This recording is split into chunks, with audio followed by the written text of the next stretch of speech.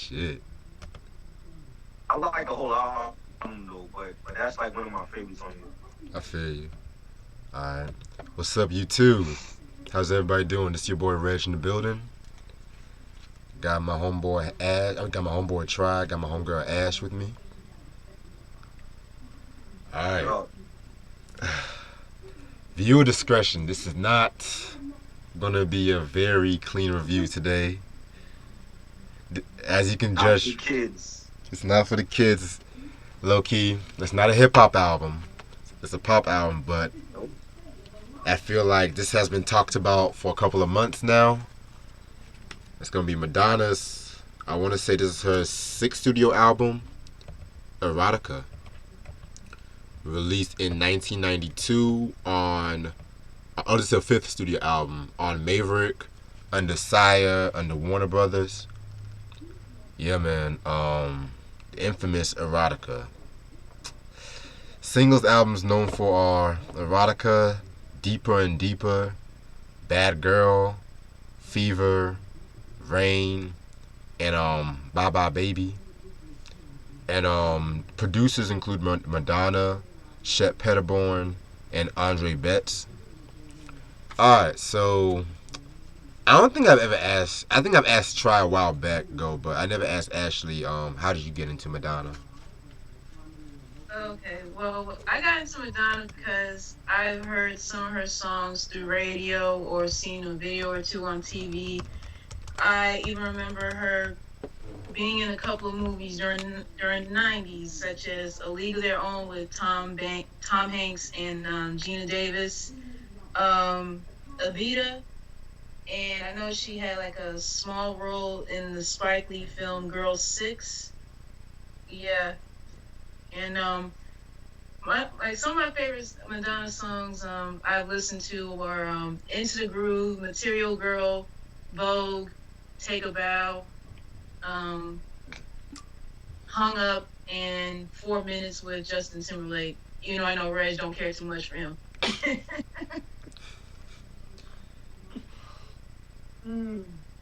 Okay, I feel you on that. Okay, and Try. How did you get into Madonna?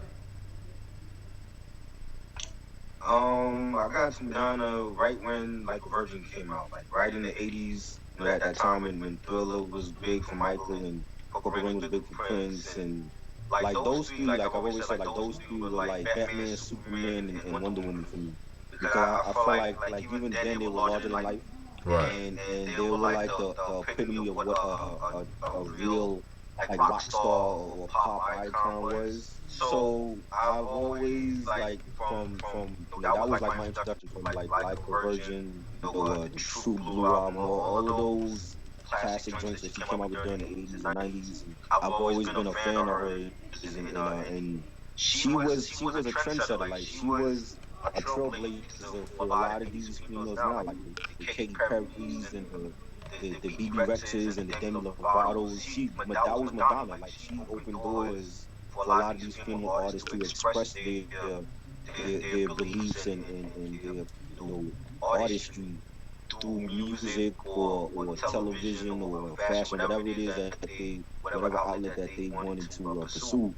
And she just she didn't care. Like she just did what she wanted to do, and she put it out there. And either you was gonna like it or you was gonna hate it. And I've always loved that about her. Like she was very proactive when it came to standing up for rights with equality and home and for the gay community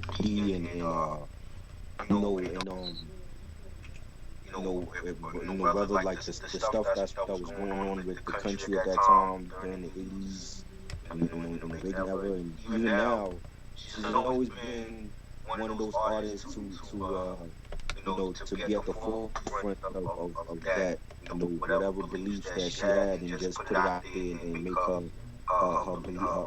statement known. And I've always loved her for that, as well as her music and her fashion. And I remember like growing up with my little who was a big Madonna fan too, and it's very like you don't really hear even now in this day and age, you don't really hear too many of our people talk about Madonna, but Madonna had a huge following in the African American community.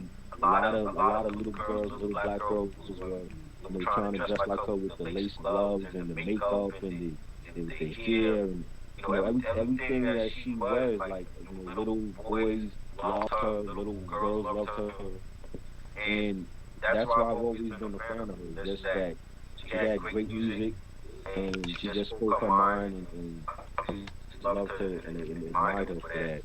And I definitely feel like she's a Hall of Famer, ballad, and like without Madonna, I said like I said, without Madonna there would be no Katy Perry, there would be no Pink, Rihanna. I feel like all of those artists that came after her took a piece of what Madonna, laid, the blueprint that she laid, and applied it to their own, artistry and their own lives. And I feel like, she's a great artist, man. I definitely would like to discuss more of her stuff. I feel like for whatever reason, maybe people like speak on her stuff or she's not in about or whatever. But I definitely feel like she opened doors for females to express their beliefs and their creativity. And that's something.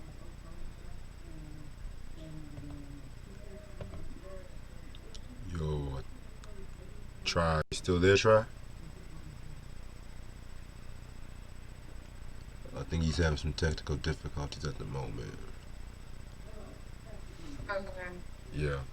But yeah, pretty much how I got into Madonna. I don't remember the exact moment, but I remember the one song that I've always heard when I was little was that joint Material Girl, pretty much, and stuff like that. I've always liked the beat to that song and stuff like that. And yeah, I always follow her career. Like I'm not like quote unquote like a biggest fan, but Right. at the same time I feel like pretty much the shit she dropped from '89 to '98. That's like my most listened to albums from Madonna. Like from Like a Prayer, I would even throw in the Immaculate Collection because it has like Vogue and Justify My Love, Erotica, Bedtime Stories, which believe it or not, that's like my favorite album from her. And Ray of Light, which I feel like that was her last dope album in my opinion. I don't care what no one says. That's like my favorite period from her and shit like that because she was really experimenting with like house and trip hop with a smooth splashes, R&B and New Jack swing into it too and stuff like that. But unfortunately, excluding Ray of Light, people kind of sleep on, erotica and bedtime stories and shit like that. You know what I'm saying? Because around that time too, you had like a lot of other pop acts, and then had a lot of doper revolutionary acts around that time too and shit. So Yeah. it is what it is. Oh, Right. yeah, you heard what I said about everything, right? I heard the little piece about bedtime stories.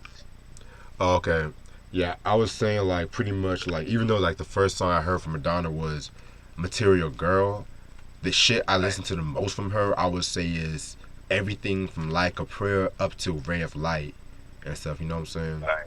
I felt like that was like her Right. most art artistic period, if you say the least. Because no shots to like the self-titled and Material Girl and even True Blue too, which True Blue it kind of took me a while to get into. I gotta be real about that, but I just felt like everything up to that was pretty straight. Right. After Ray of Light, I really didn't care for too much for her. Yeah, she was hit and miss during the 2000s. I know music when music came out, she got a couple of Grammys to that album. I never heard that album, and Right. like the one in between and after that, I didn't hear. But Hard Candy, I actually liked because I've always been a big fan of Pharrell and Timbaland, and they produced that whole album for her. But that got stepped on because I think at that time that was like what, '06, that came out '07, and at that time Katy Perry was big, just coming out with, whatever she came out with, I Kissed the Girl, and you had a lot of these other females out fighting Madonna's swag. Let's keep it a buck, you know what I'm saying? And I think like the newer generation they didn't know, they don't really know who she is, so they kind of like tuned her out or whatever. And then it's like now it's like she just started to like. I mean, in my opinion, I feel like she's copying what everybody else is doing. That's not Madonna. So I feel Exactly. like a lot. That's why a lot of her albums now don't even get any promotion. You know, like the last album she did, the Madam X, and the album before that, Rebel Heart, and a lot of those albums are just slept on because like I feel like she's doing what everybody else is doing, and that's not what she's known for. So, but definitely like I think her best era was like in the 80s and 90s. Exactly. Yeah, I'm just gonna say one more thing before I get started. Like, I've heard a lot of people these days say "Confessions on the Dance Floor" was like it's like one of her best albums right at the moment and shit like that. I never heard that. Have you heard that one? Is that a remix album? That's the joint. No. Yeah, that's the joint she dropped in 2005. Nah, I didn't hear that one. Oh, okay, bad. Yeah, that had Yeah, the that. only song I heard off that album was "Hung Up" that I mentioned earlier. Yeah, with that video when she had that pink leotard and shit. Mhm. I don't even know that one. Oh, the video's up online, so you're able to see it. True. But anyway, let's get started. Shit. So, let's take it to the year 1990. So Madonna was pretty much, on top of her game around that time. She had dropped the Immaculate Collection. That compilation was pretty much like a greatest hits compilation, mixed in with a few new songs. Songs like Justify My Love and Rescue Me and stuff like that. But that's a year she also dropped Vogue 2, which that was on the Dick Tracy I'm Breathless soundtrack. But if I'm not mistaken, that was also on the Immaculate Collection too. And once it was on that was like a huge hit for her. She introduced voguing into the pop culture and shit like that. Then around that time too, she was getting divorced. She was divorcing Sean Penn around that time too, because there was a rumor that he had beef. I think he was arrested for like abusing her or some shit. But it wasn't. It was like taken out of context from what I was looking up. So, if people have more information about that, posting on like the chat and stuff like that. Cause I know you said what? You know what? He was like the white Bobby Brown. Like he was always getting in trouble with the paparazzi. Like fucking up the cameraman and shit like that. He was always in trouble. Shit. Yeah. Yeah, another thing too, I noticed. I think there was one time I was watching something on Reels on their relationship and stuff like that. Yeah. And I think there was a police report that said that he beat Madonna 9 hours. I heard about that shit. Yeah. That's like some Jack Gordon, Latoya Jackson shit. But give me 1 second, I'll be right back. Shit. Yeah, that's crazy though. Yeah, man. And Madonna was gorgeous back then. Like she was a fine ass white chick back in that in the 80s and shit, and 90s and just to hear stuff like that, just you know what I mean? Yeah. You know. But I still don't know how she stayed with him for so long. Yeah, I mean Madonna liked the bad boys. She was always attracted to the bad boys, like Sean Penn and Sam Cassell, and you know what I'm saying? Like she was, who else she was? Tupac. She did for a minute. She was always into like the thugs and the bad boys. So that's probably what it was. Like I feel a lure of being with somebody that goes against the grain, and that's what Sean Penn was at that time. Like he was a Hollywood actor. You know what I'm saying? And he's still a great actor. You know what I'm saying? But he was a piece of shit back in the 80s and 90s. So Yeah. But that's just what it was. That's who she like. I mean, just like if you look at Rihanna, that's what Rihanna go for. She go for the bad boys. She was with Chris Young Brown. Thug, right? Chris Brown, Drake, all these cats. You know what I'm saying? So I don't look at Drake as a bad boy, but No. but I mean that's basically what Rihanna go for. So Sorry about that. I had to get my tea ready for this review and shit. Cause I'm gonna be. Yeah, lately I've been talking a lot. My throat been getting dry. That's how I've been drinking a lot of tea lately during the reviews and shit. But other than that, Yeah, yeah, beating her for 9 hours straight, like that's some Jack Gordon shit right there, man. Yeah. Shit. So yeah, so yeah, around this time too, she was getting to like a lot of bad relationships, which kind of inspired her sex book, which I'm going to talk about more on that later.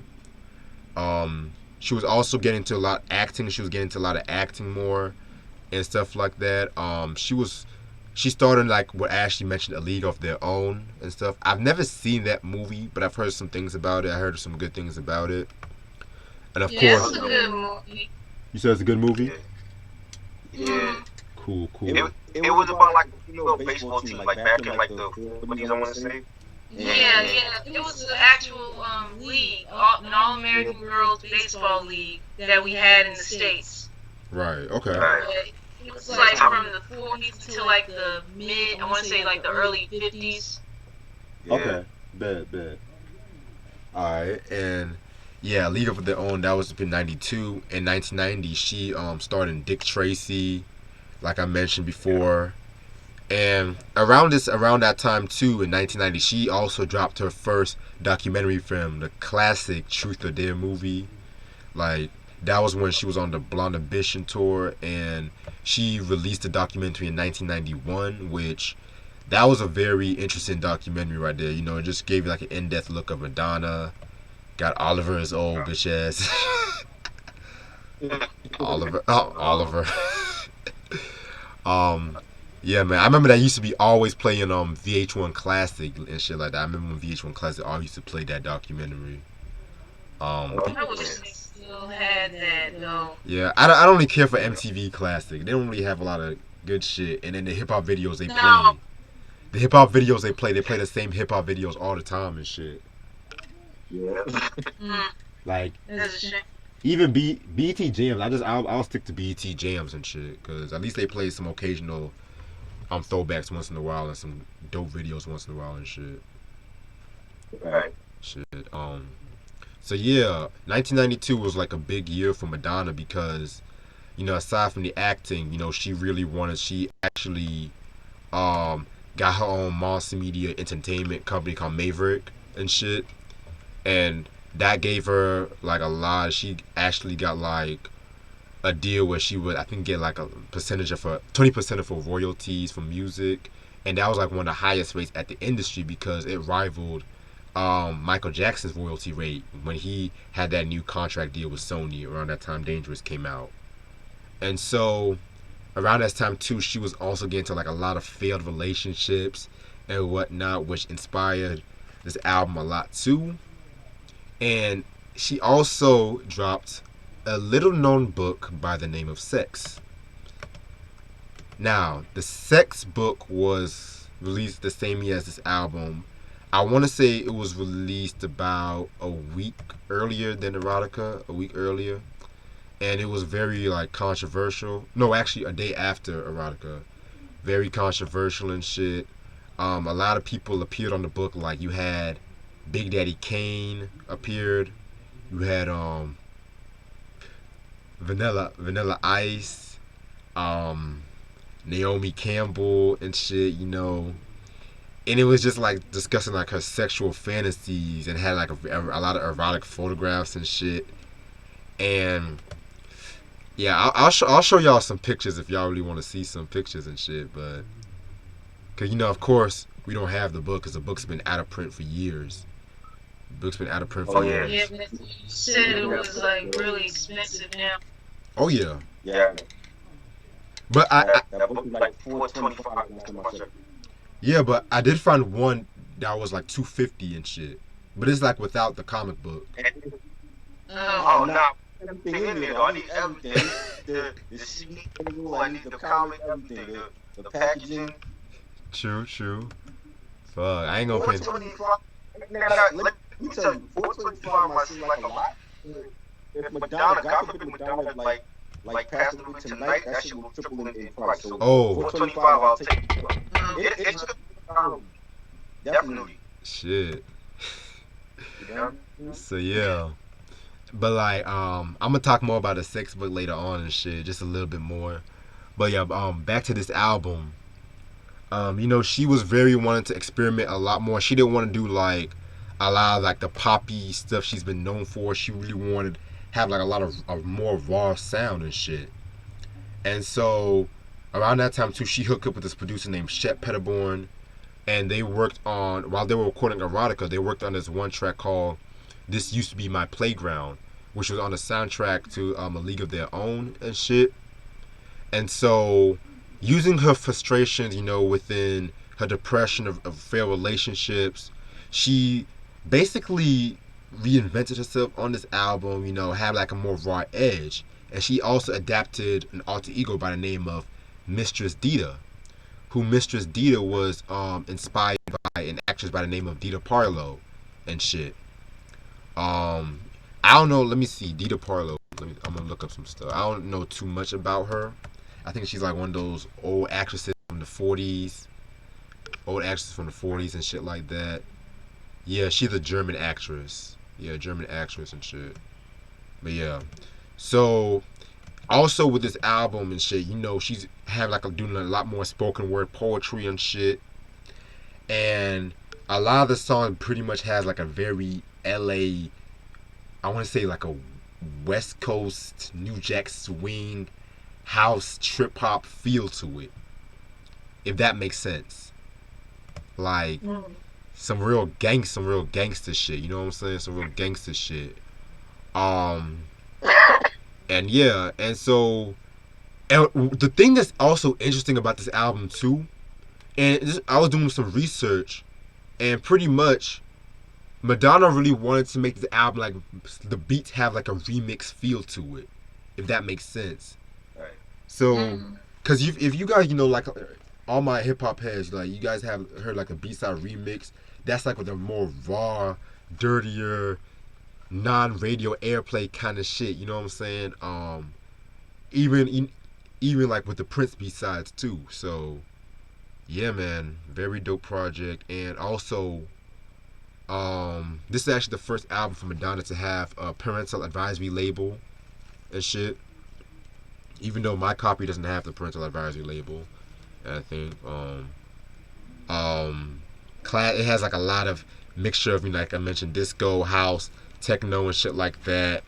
Lyrically, this is her best album. I'm just gonna leave that out right there. This is her best album lyrically and shit. So, as you can see, I still have it sealed and shit. So I'm gonna do that, unwrap it right now. Cause I had just recently got this album too, so yeah, this is the album cover right here. Very dope album cover. It looks like she is some niggas eating her out, and pretty much she's just enjoying the ride, pretty much and shit. Yeah.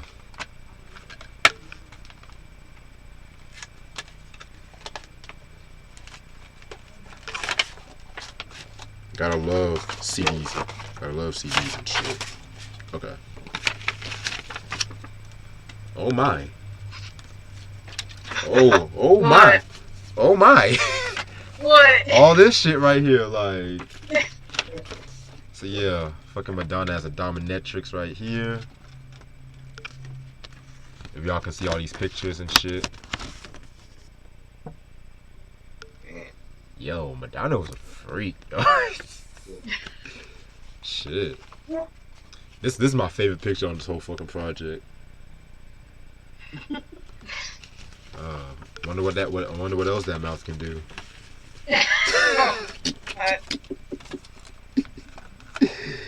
Oh shit. Madonna knows she can still get down there about 60. Y'all know she about 60 and shit. She can still get down. She's 61 now. Yeah, man. Damn, Madonna's 61. Damn. Yeah. She can still get down and shit. That's pretty. You said what? So we lost Michael Imprints before He'll Madonna. be 62 this year, later on this year. For real. Yeah. Mm-hmm. Yeah, that reminds me. Y'all remember that one Martin episode, Hollywood Swinging, when they had that girl that was trying to have like a Madonna lookalike on that and shit. And they said, and I think it was Tommy made some comment. I think it was either Tommy or Mark. He made some funny ass comment and shit. But I have to find the clip. But yeah. All right, so 14 tracks on this album. Y'all know what we about to do. Like I said before, this is the review like no other. Y'all gonna hear some real nasty, perverted shit. Y'all gonna hear some triple X shit tonight. So Viewer discretion advised. Alright, so let's begin with the title track, Erotica. Man, this is like one of my favorite Madonna's tracks, period, and shit. Like that, I just love the beginning of that song. Has, you know, the vinyl scratches and shit like that, like the static playing and shit. Yeah, man, it's just basically an ode to S&M, pretty much. And this is where she introduces her new alter ego called Dita and shit like that. Very, very, very dope track. Like I said. Basically, if y'all think like Rihanna's S&M was something else and shit like that, man, she ain't got shit on this version, pretty much. Like lines like, if I take you from behind, push myself into your mind, when you least expect it, will you try and reject it? If I'm in charge and I treat you like a child, will you let yourself go wild, let my mouth go where it wants to? And so I also like the line when she also says, and this is where I said this is like her most lyrical album. This is like a clever line when she says, once you put your hand in the flame, you can never be the same. There's a certain satisfaction in a little bit of pain. I can see you understand and shit. Like, already you guys should know what you're getting into with this project. So, Erotica, very, very, very dope track right here. I love the usage of the Cool in the Gang sample and shit like that. I loved how it was very slightly mixed and shit. Even the video, there's the dope video where Naomi Campbell and Big Daddy Kane appeared and shit like that. The video was of course banned and shit. Matter of fact, a lot of the videos from this project, if I'm not mistaken, were banned. But it's Madonna. What do you expect? Mm-hmm. Yeah, I remember when that video dropped. That video they only played at nighttime, like after midnight on MTV. Yeah, Yep. midnight on MTV. Yeah. They not play it no other time. The only time you have to wait till midnight to watch that video because it was so like raunchy and Madonna with the like looking like a dominatrix, and she had like the Robin Boy with the mask on, and she had the whips out and the chains, and it was a crazy video, and she had like the little gold tooth in her mouth, and she gave off that dominatrix vibe in the video. Like she wasn't really singing, but she was like talking out her lyrics in a sensual manner, and it had like that underground sex dungeon vibe to it, and I thought it was a dope song, like real funky, bass driven song, real danceable track, and like that's what set off the album, and like a great way to start the album off, and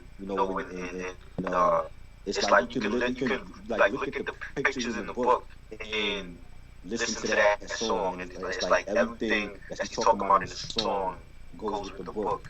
And I love it. And, you got Big Daddy Kane in the video. He was also in the book as well. Naomi Campbell is in the book as well. And I thought it was a great song, and definitely a great way to start off the album. Definitely agree with you on that. Oh, I have one more thing to say. In Living Color, they did a very dope music video parody called Erotica and shit like that. Y'all should peep, that's hilarious as fuck. I remember you sent me that link. I gotta watch that after this. Alright. Yeah, a lot of times when people have a title track to certain albums and stuff, it can either be a hit or miss. But with Madonna's, first song being the title track, Erotica, it really, you're gonna really get into it. Like, this is just like a sneak peek of what you're going to expect from this entire album if it's your first time listening to Erotica. And it just gives you those vibes, and even though I've not seen the video, like from what y'all were just telling me right now, I can already respect because Madonna is known to do things like to shock people. That's who she is. She's just no, not holding back at all. So, yeah, erotica is just. Mm. Shit, fucking masterpiece, man. Shoot. If I'm not mistaken. Yeah. Shit. If I'm not mistaken, I think there was some hip hop producer remixed that. If I'm not mistaken, but I don't know who. Does it say anything about it? Yeah, I'm trying to look. Somebody remixed this album. I could be tripping or remixing it, but fuck it. It's not that deep. Fuck it. Um, Track number 2, Fever. Now, this was actually a cover song, a cover of the Little Willie John song. Yeah, in case y'all don't know who Little Willie John, he's like one of the early influencers of soul music and shit. He pretty much influenced a lot of people, like from James Brown to Jackie Wilson. He died in 1968 in prison because he was in prison and shit. Rest in peace, Little Willie John. And that song Fever, it has been covered by a lot of people and shit like that. There's something I really have to say about this song though, because originally they have recorded a song called Goodbye to Innocence, but while they was finishing the song, they kept singing the song Fever, like, and basically Madonna liked the way it sounded on the beat, and she pretty much did Fever on that beat and shit like that. Personally, here's the thing about this track. I like what she did. I like what she did when she tried to influence this song to another generation and shit. But I wasn't really, the beat I was not really too familiar with. I don't really like care for the beat. However, there's this one version she did on Arsenio Hall's 1000th show, where this one was a lot more jazzier.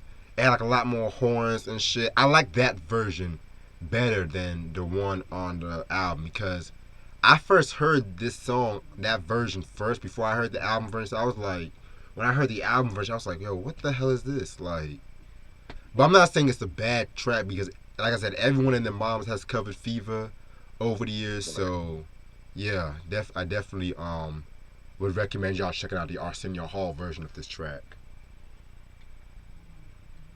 Yeah, I thought it was a different rendition. You know, it was it's real trance, and it's like a transcend beat. And Madonna singing like a seductive, enchantress on that song, and I think that song talking about goodbye to Innocence. I think there's like a demo version, like floating on the internet or something for that on the song. It's like two different titles or whatever. Yeah. And I thought it was cool. I thought it was a nice, danceable, funky track, and it was like so many people, like I said, have done that song, so many times. I thought it was like a different version that she brought to the table, and it fit within the album, the theme of the album, and there's a video for it as well. I remember seeing the video. She's like in all red or something like that. And, yep. I thought it was cool. I thought it was a cool song, and the lyrics she sings, no one can love you the way that I do, because they can't love you my way. And I thought it was a cool rendition of that song. Yeah, very cool rendition of the song indeed. Very well said. Yeah, Madonna's rendition of Fever, it's very cool. It's different. It's just one of those tracks where you can hear that like at a trendy dance club or something like that. It's just the beat. Yeah, you can definitely tell it's like she was experimenting with like house music on this track here. But yeah, I had no idea she did like a different version of this on Arsenio Hall. Is that clip on YouTube or do you know? Yeah, it's on YouTube. Okay. Yeah. I'm gonna have to check that out because I didn't know that. I know they were saying some stuff about her. I don't know, like smoking a cigarette on the episode. She was, yep. Some other stuff, and yeah. But yeah, Madonna's rendition of Fever is one of my favorites on this album so far. Yeah, I feel you on that. Like, and also the thing I also loved the most about that version from Arsenio, it was like a lot more jazzier, and I personally felt like it could have fit the album a lot more. Like, but Right. it is what it is. Y'all have a seat for yourselves. Now Right. we're gonna get into Bye Bye Baby. Whew, man, this is another classic Madonna track right here. Bye Bye Baby pretty much is like a New Jack Swing kind of joint right here. She's questioning why her lover wants to abandon her at this time and shit. It uses a LL Cool J sample and stuff like that, which I found kind of interesting and whatnot. Yeah, very cool track. She did a performance in the 1993 VMAs where it had like a very, I think, like it was a very unique performance for the VMA. I think she was dressed up like a dominatrix, of course, and shit. Of course, it's on YouTube, so peep that. Yeah, Yeah, this was a funky track, real urban, has a real urban sound to it. You know, the DJ scratching, New Jack City type of feel to it, and I think it's like in the song, it feels like a sex therapy session. Like she's asking you, well, what turns you on? What makes you feel good? And she says, I know I love you because I hate you. Now I'd rather haunt you. And I feel like if you was with somebody and they wanted to leave, you would ask them the same thing. Well, what turns you on, baby? What makes you feel good? What am I doing wrong? Are you doing something wrong? You know what I'm saying? Right. And I like the fact that she played like the not as a not I don't want to say narrator, but she played in the song as if it was like she's seen her relationship go bad, and then like subconsciously she's saying, well, what I have done differently to keep my lover, here. You know what I'm saying? Instead of him Right. going off or her going off, what could I have done differently? Like maybe I didn't do nothing, something to please my lover. You know what I'm saying? So I Right. like the fact that she played with that theory within the song. It was a dope song though. I like it. Yeah, very dope song. Yeah, Bye Bye Baby, like I can relate to somewhat relate to what Madonna was talking about, but yeah, it's like it makes you wonder sometimes if you were in a relationship with somebody and it's like, okay, what could have done differently or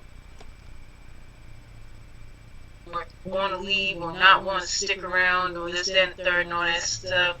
But yeah, it's a cool song, but then too when I was listening to it like over the weekend as well as today and yesterday, like I don't know what it was like when she was singing the song. I don't know. It reminded me like a cartoon character or something. I don't know if that was just me or what it was. I don't know if that was just me. Hmm. I definitely see Yeah. what you're saying about that because definitely had like some weird effects going on within the song and shit. But Yeah. Yeah, because at first it was like she sounded like a cartoon character on the song. I'm like, I know she don't normally sound like this. yeah, you don't know what But to yeah, it's not expect. a bad song. You don't know what to expect from Madonna sometimes, but Right. now deeper and deeper. I gotta be real with you about something. When I first heard this track, it kind of like I was kind of like taken aback because Madonna, she always has like a love for disco music and uses like a lot of disco influences in the music and shit. And I just felt like more I listened to this track, it definitely grew on me a lot more. However, believe it or not, this was actually the first track that they recorded for this project. And the demo version of this track, Madonna was not satisfied with because I guess because like she just felt like something was missing and whatnot. And so during like the middle of the song, that's when they added that flamenco guitar and whatnot. And so yeah, now it's definitely a very good track. It's talking about sexual obsession and just how one should be liberated within the sex and shit. Very dope track right here. It's kind of like a party feel good kind of track. I believe this was the second single, right? If I'm not Yeah, mistaken. yeah. Yeah, 'cause I remember this video played a lot on MTV. That's the one video that they actually played on the regular time. Regarding this album, like, they played this video a lot, and it's definitely a danceable track, a real feel good song. She has like an emotional intensity with the song. I love the background vocals and the harmonizing on that, and the parts where she says, "Think with your heart, not with your head." That's what my mother told me. Right. All the little things you do will end up coming back to you. I let my father moan. And like you said, like, it was just like a celebration of inhibitance and being free, and being yourself, and not caring what anybody think or say. And that's what Madonna is. That's who she is as a person, as an artist. And it's just a feel good. Even with the video, like the video, she's at the nightclub and partying with her friends, and she just don't care. And I just love that. Exactly, man. Like, this is pretty much like her fuck you to the media, fuck you to everything that says about her and shit like that. But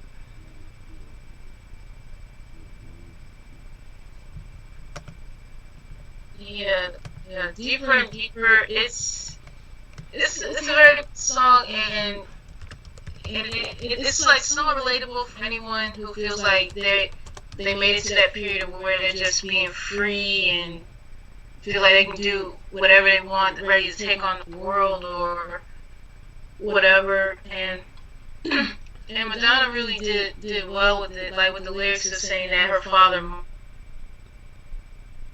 molded, mother taught her this, like this and the third, and all that stuff. I felt that that's very relatable for anyone who mm,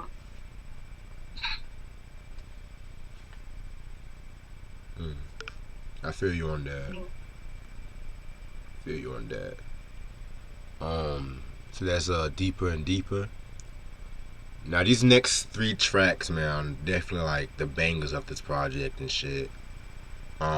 Track number 5, Where Life Begins.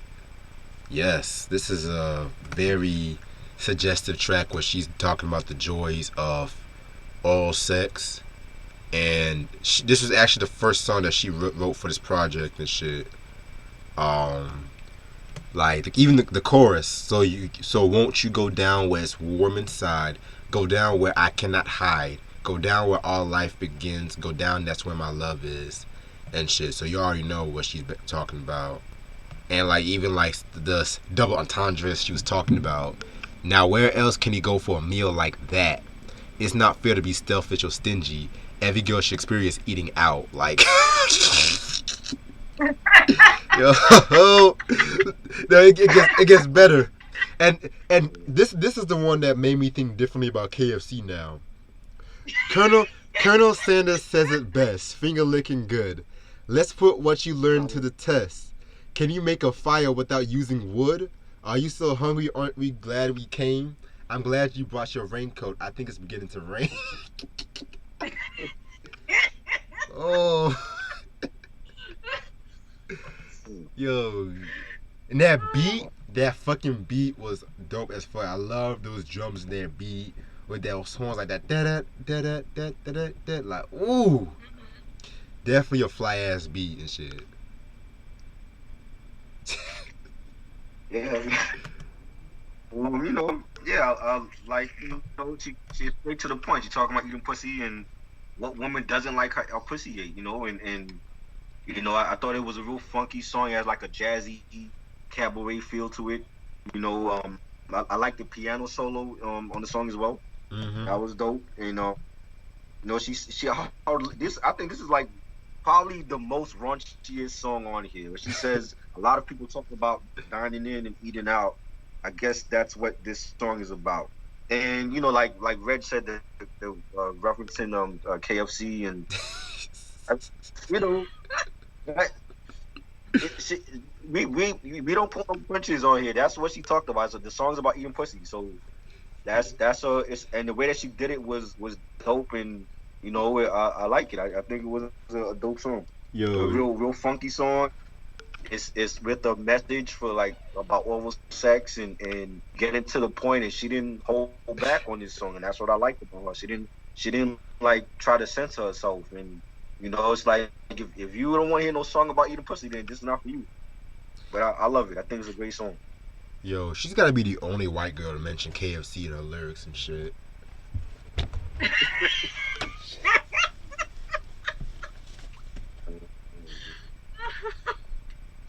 Mm, okay.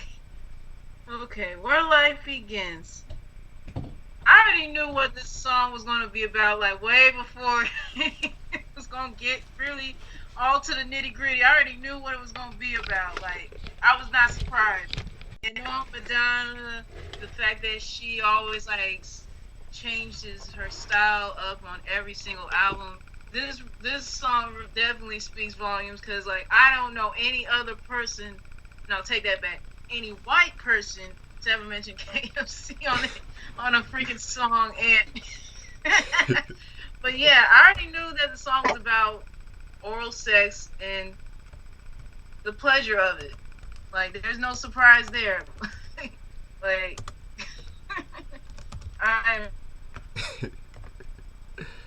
not and hold nothing back on this song.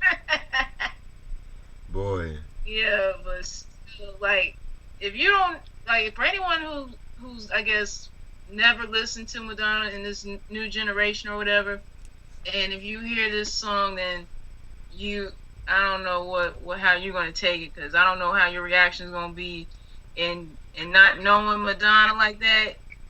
Oh, she gets raunchy on this track right here. Yep. So, right. If you can't handle it, then cover your ears. boy. I tell you, when it comes to like songs like this and shit like that, it's funny. It's funny how this was considered like very controversial at that time and shit like that. But some people might look at this as tame and shit today. Well, I think it was more controversial because it was Madonna. Because I mean, if you remember, like SWV got a song called Downtown. It was about the same thing on their first album, and it wasn't as controversial as Madonna's own. Yeah, but that's true. But the way SWV did it and shit like that, the way SWV did it, it's like they definitely did sneakily. Like, yeah, we're going downtown, but at the same time, like to casual listeners, like, oh yeah, these little black girls just going downtown, having a good time, party track. But at the same time, the real heads will know that. Oh yeah, we know what downtown means. They mean the other thing, yeah. Whereas Madonna, like, she was just basically making it known because like if a lot of niggas like just judging by the album alone, Erotica. You use Erotica and Meal, it's like, yeah, you know she talking about she wants a pussy ate out once in a good while and shit like that. You know what I'm saying? So and yeah, that little I think speaking of downtown, I just love that little dance that they were doing in that whole fucking video and shit. But yeah, that's fucking where life begins and shit. Love that track. Next track, Bad Girl. Yeah, this is actually my favorite track off this project. I love this track right here. It's basically a storytelling track where it's talking about this girl who is basically like going through a lot, and she uses drugs and liquor to fuel her sexual desire and a need and shit like that. And it's kind of different from like a lot of this songs on this album because it talks about how, yeah, sex is good, sex is good and shit like that, but at the same time, it can lead to a lot of bad things in your life. It can lead to a lot of destruction and shit. And I always felt like this song right here was clearly like a metaphor in a way of talking about Madonna herself and shit like that. You know what I'm saying? Just not just a sexual desire, but how people just look at her like a sex crazed freak around this time too, or just going too far, with the sex book and whatnot. And even the video too was very dope. Christopher Walken, the actor, played a guardian angel, like watching her and shit like that. Very dope track. And the only time she performed this song live was in Saturday Night Live. Saturday Night Live, whatever. And at the end of the performance, she kind of like referenced Sinead O'Connor's when she ripped off the Pope. And with this time, she ripped off a picture of Joey Buttafuoco and shit like that. You guys should know who Joey Buttafuoco is. He was the cat that I think he shot his wife or some shit like that. Shot his wife, Mary Jo. Mary Jo Buttafuoco in the face. Had a relationship with Amy Fisher.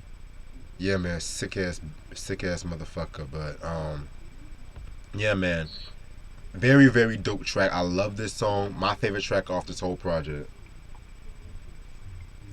And then Amy Fisher did like porn for like like a brief time in her career. Not surprised. She ended up doing like I'm not porn, but she ended up doing like a sex tape or something like later on for like money or whatever.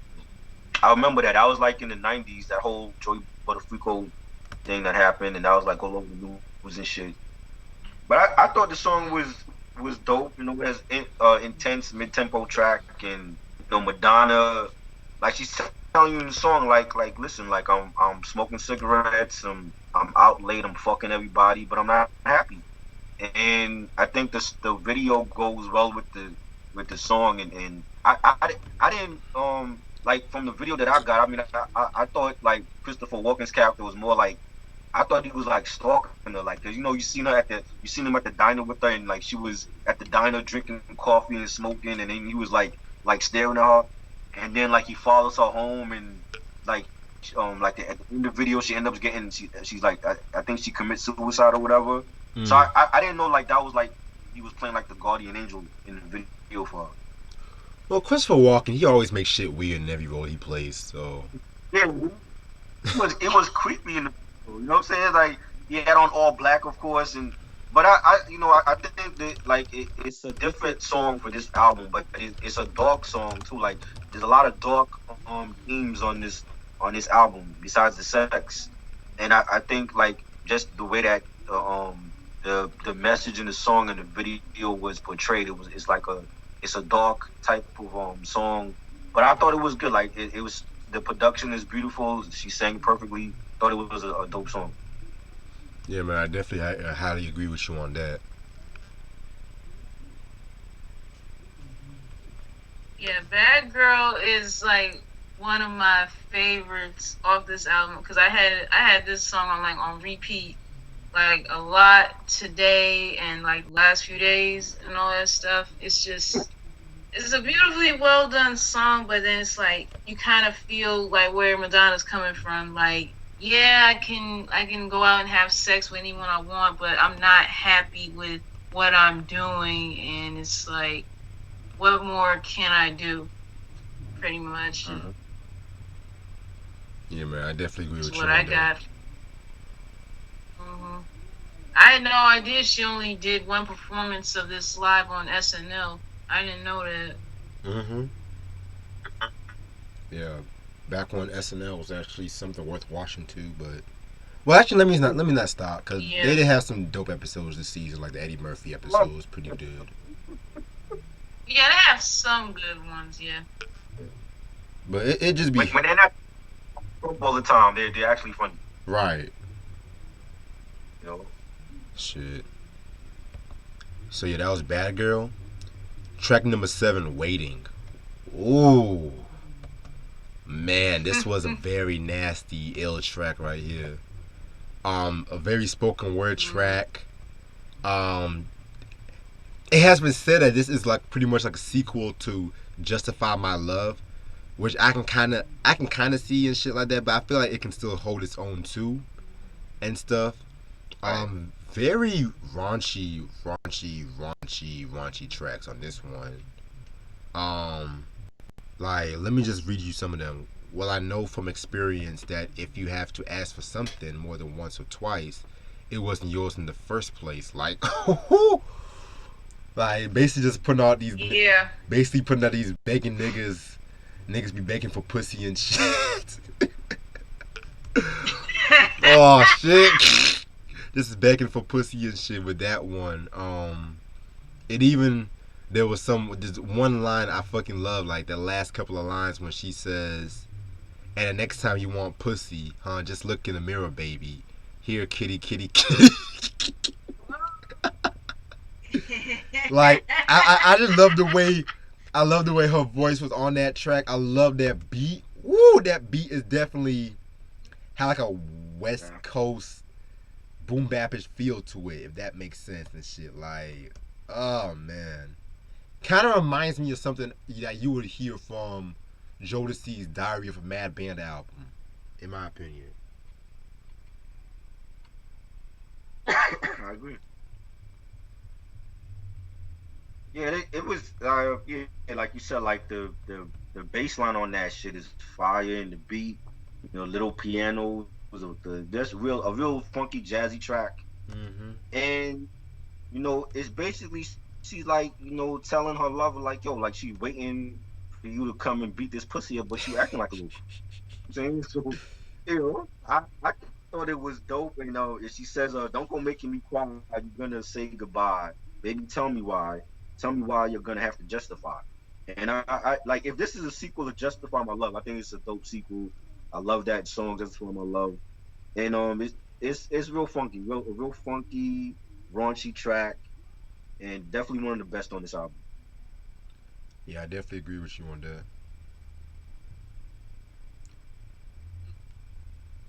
Waiting is another favorite of mine. I love off this album. Oh my god, that beat and that bass line is just so infectious. It's just like, oh, I can't get enough of that. It's relatable for anyone who has had to wait, for any woman who out there having to wait for a guy. Like, okay, I'm waiting, and like, what are you doing? Like, like what's going on? Yeah, if you gonna keep me waiting and all this, then what's the point of what we doing at this point? So, Yeah. you can go, like go. I don't need you. Like bye. Get your ass over here. Shit. Take too long. Yeah, like hit the door, like. Uh, Yeah, like if you got a girl waiting, and then all of a sudden you end up having her cry over you, then what are you doing? Exactly. Put on my Like, I mean, I know where Madonna coming from too. So, mm, Mm. wasted my night. Like, hey, Madonna don't like her nice wasted and shit. Hey, Red, you ever What? put on your bench boxes? Hold up, you ever put on your bench boxes for a bitch and she never come through? Uh, nah, nah, Man, nah. To be honest and shit. Why would that? Why that if I happen? put on my bench boxes, you better get your ass over here on time, yo. I'm in 3 hours. Shit, like I always make sure they coming and shit. Don't get me wrong. That never really happened to me and shit. Now, I did plan on going over to a girl's house and she started tripping and shit, but if I invite a girl over and I try to smash and shit, she always coming. No pun intended. That's even worse, yo. And then you gotta go to their crib and they front. Shoot. mm. Shit, that reminds me of a story, but I'm gonna save that for later.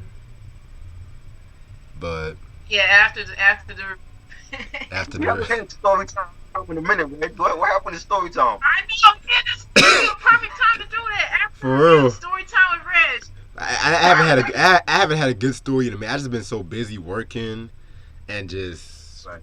living life and shit. Like I've had stories, but it's just been like nothing worth talking about, to be real. A But minute. Yeah. alright, so next track, Thief of Hearts. Pretty straight track right here. I have to keep it a buck with y'all. Like from this song downward, it's still very dope and shit, but it's not as good as the first couple of tracks, in my opinion. But that it doesn't lose its momentum. If that makes sense. And I feel like Thief of Hearts I was. get, You said what? I said I get what you're saying. Yeah. I feel like Thief of Hearts basically picked off where Waiting left off and shit like that. When you hear her scream bitch, pretty much like like it's gonna be a very raunchy kind of track right here. Pretty much this song is pretty straight too. It's just basically getting her lover off her and shit like that. Again, another song where lyrically it saves the album and shit like that. Like, I love the line where she says, "Here she comes, little miss, thinks she can have what she wants. In the blink of an eye, here she comes, act like she's your best friend. Then you turn your back and she's off with your guy." Like very dope track right here. Madonna was just going through with this whole fucking album. That's all I'm just gonna say. Yeah. Is she talking about?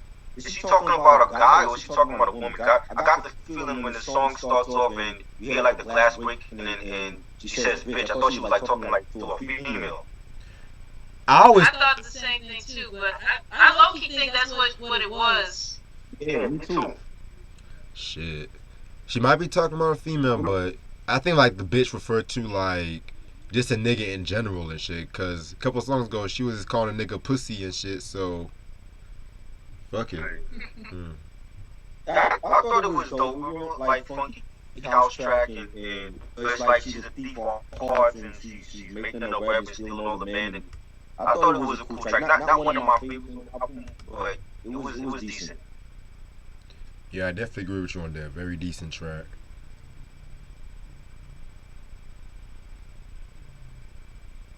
Yeah, even though this song is not a favorite of mine either, I get what the message is saying. Like, yeah, like someone is a thief for the affection of someone you truly love or care about or whatever. And it's like who does this person think they are? Like,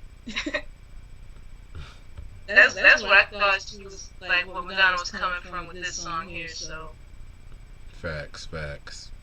it's alright. Okay. Next track, Words. This is a song I kind of felt like it took me a while to get into and shit like that. And I'm out of all the songs off this album, I'm kind of like indifferent with this one because it kind of like picks off with Thief of Hearts left off and shit. And basically, I felt like it's a pretty straight track, pretty catchy and shit like that. And by the same, I just feel like it's very like a lot of people have said it's very similar to Thief of Hearts too. So that's what I have to say about that track.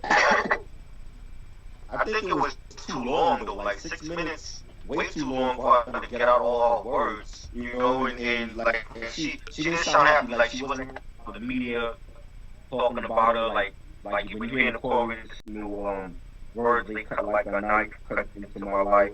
I don't want to hear your words, and I just thought it was way too long, like 6 minutes. Damn, like you can't say everything you want to say within like 3 or 4 minutes, Right. It just ran a little bit too long, but it's a nice danceable house track. And once again, like another different type of song. This album is not dealing with like sex and stuff like that, but I definitely think it was decent though. I agree with you on that, definitely. Yeah, Words had to take me a minute to let it grow on me, and the more I kept hearing it, it's like, yeah, it's relatable to like what people be saying about you, or their words, like they'll cut you deep like a knife. Even their intention wasn't to hurt you, but in a way they do. It could be anything, whether or not it be like someone from the media or a person who claims that they care about you, or just a random stranger, or someone who's just flat out jealous of you, or whatever. Like their words can hurt. Words can really cut a person deep. Most definitely. Most definitely indeed and stuff. What didn't bother you if you don't know that person? We have a bunch of strangers talking shit about you. That shouldn't bother you because they don't know you. You know what I'm saying? Like yeah, but I think so. The words of a person who I guess claim to care about you, but find a way to hurt you or do something like that, to like betray you or something like that. I think that hurts a lot worse than total strangers. Cause like I could brush off a stranger's words like, okay, whatever. Right. Yeah. I think, especially in this day and age with social media, I think words hurt a lot, especially to a lot of these celebrities that they don't have thick skin, and I've seen it. You know what I'm saying? I've been a part of it where I've said things to celebrities or people that you might consider celebrity, and they don't have no thick skin. It's like, well, why are you on social media then? Like, why does something that a stranger say to you will affect you that much? Is that gonna mess up your day? I mean, 'cause I sleep good at night. I can care less. You know. And I think that's what Madonna was trying to convey on this song was that the media was getting to and talking about like how the words do hurt. She's still human at the end of the day. Yeah, that's a very good point right there. Very good point. Shoot. Next track is gonna be Rain. Um, Pretty much we already know what she's talking. She's talking about the orgasm and stuff like that. I don't think I need to explain that, but this was a pretty straight track right here.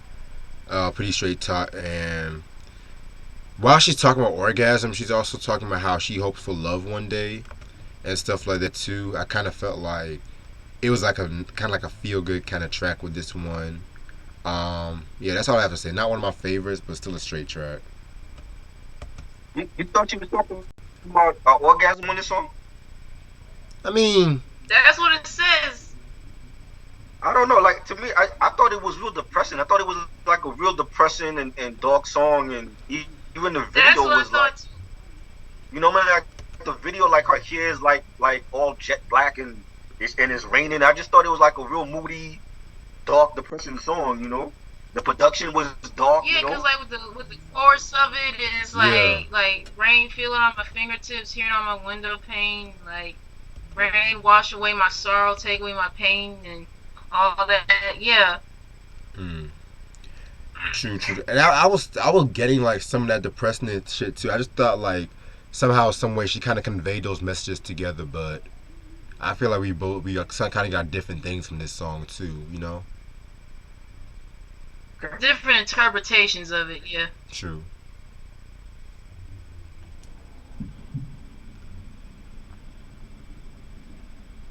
Oh yeah, I said what I had to say about the show. Yeah, I just thought it was like real moody and depressing, and I think she sung it beautifully. One of her best songs on the album. Madonna always had a great voice, and I just thought it was like a real like down, depressing track. It kind of almost feels like she recorded the song on a rainy day. Like that's how it kind of sounds to me. And I thought it was Yeah. good. It was a great song. Okay, okay, I'll give you all that. I'll definitely give you that. Yeah, rain. I feel like what the same thing what Try was saying. Like, yeah, it sounded like she was like writing about, I guess, going through her depressed period or whatever, and it does sound like as if she just wrote it like during a rainy day or whatever. Rain wash away my sorrow, take away my pain, all that. It just felt like she was like in a period of where she was really hurting. That's what I thought. Mm. Yeah, I definitely see. Yeah, I'm gonna be listening to the track a lot more and shit. But okay, all right. Next track. Why is it so hard? Uh, excuse me. Um, Self-explanatory and shit like that. Pretty much what I got from this track was like, I feel like she's asking like why it's like asking like the audience why is it so hard to to accept for acceptance in this world, but pretty much, and why do we do so much to judge one another, or in Madonna's case, why is she so angry? Why do you guys like to criticize her for doing all this shit or just being herself and stuff? So again, I felt like it was a solid track, kind of like a personal track right here and shit. I think this is like one of the best songs on the album. That a real serious message about equality and homophobia and and trying to why can't we, like she says, why can't we change the system, and asking, why is it so hard to love one another. That's still a problem in the world today. Like no matter where you are, whatever what city or coast or country you're in, it's still a problem to a lot of people of either the color of your skin or your sexual preference or your religious beliefs. And I never understood that. I just always was brought up to treat everybody equally, which is what she sings about also racism and equality on the song. And it shouldn't matter if you're white or black or Asian or Spanish or Indian or whatever, if you're straight or gay or bi, that shouldn't matter. You know what I'm saying? Like I've always, I've in the past I've had a problem with like when people say that they're gay or whatever. That was a problem. I will admit that. Like I had homophobia issues. Like, oh, you're gay, I can't fuck with you. But like on social media in the last couple of years, like I've met a lot of people that was cool and they are gay, and I treat them like they're the same. Like what you do in your bedroom is your business. That got nothing to do with me, and vice versa. And I just feel like it's still an ongoing problem in this country in this day and age, and that's something that needs to change. People are not treated fairly.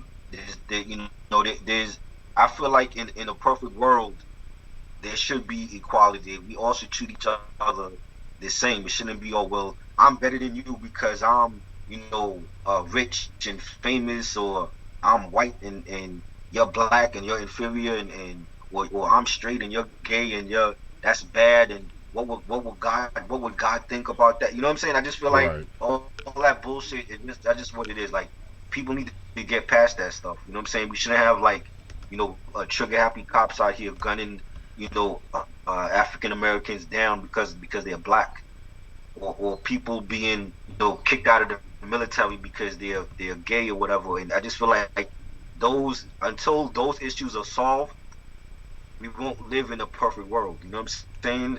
If that's Right. possible, I don't, or even a near perfect world.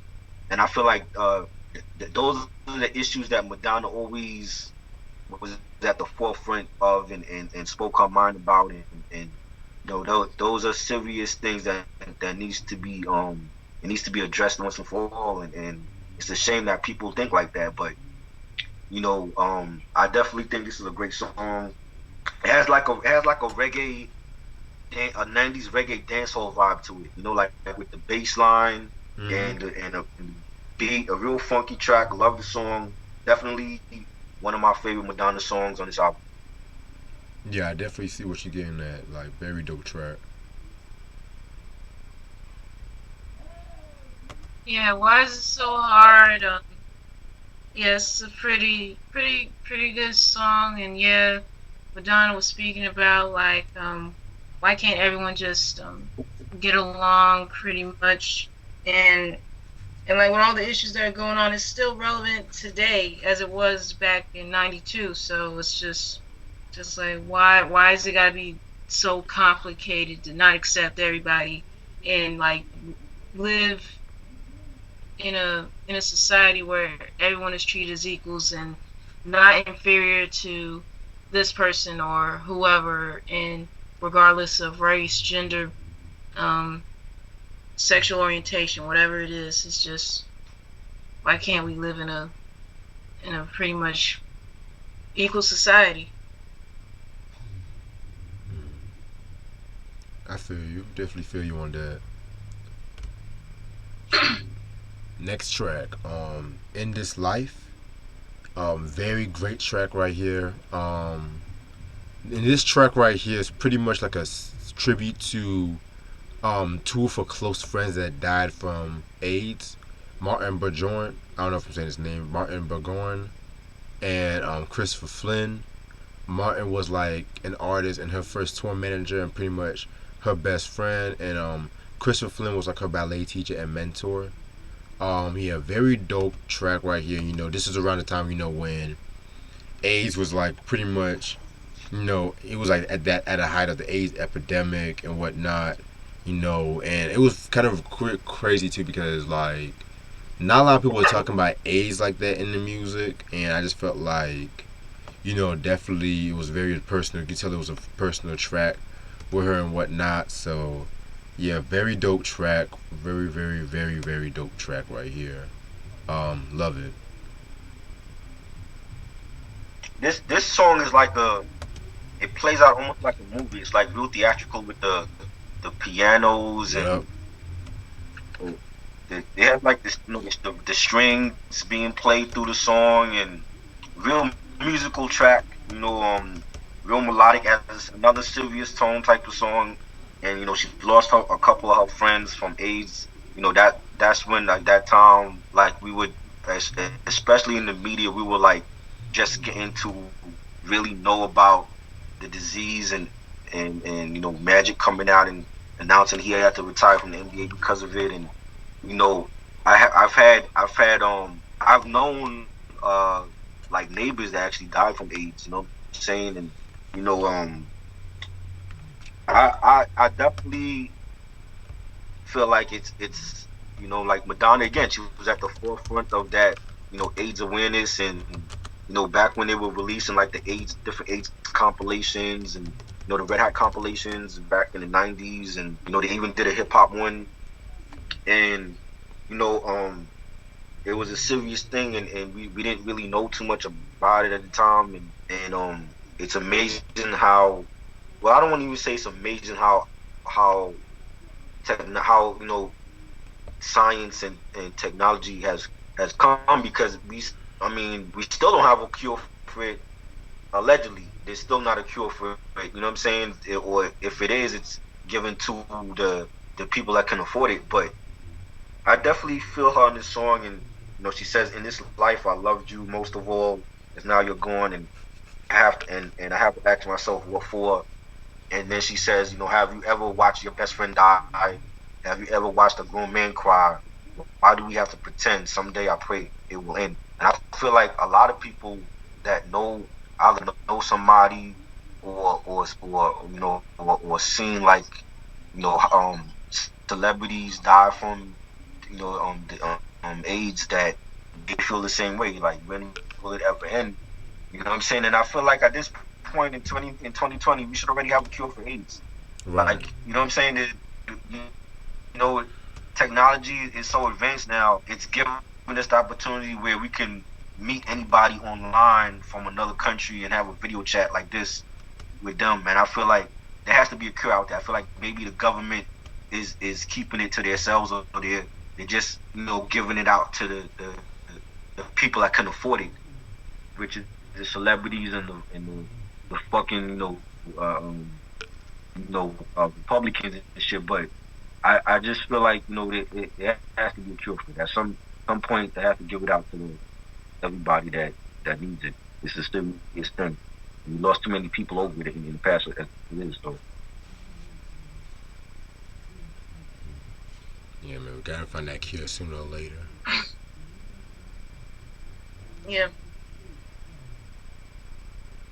Yeah, in this life, it is pretty much a very sad song, knowing that she lost two of her closest friends to this horrible disease. And it's like really really sad. And yeah, I do feel like at this point, like, since medicine and science and technology's come so far, at this point there should at least be a cure for AIDS.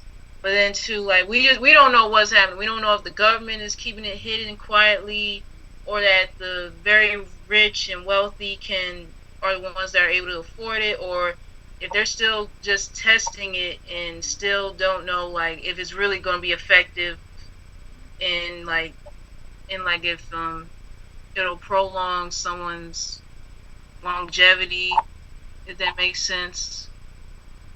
But yeah.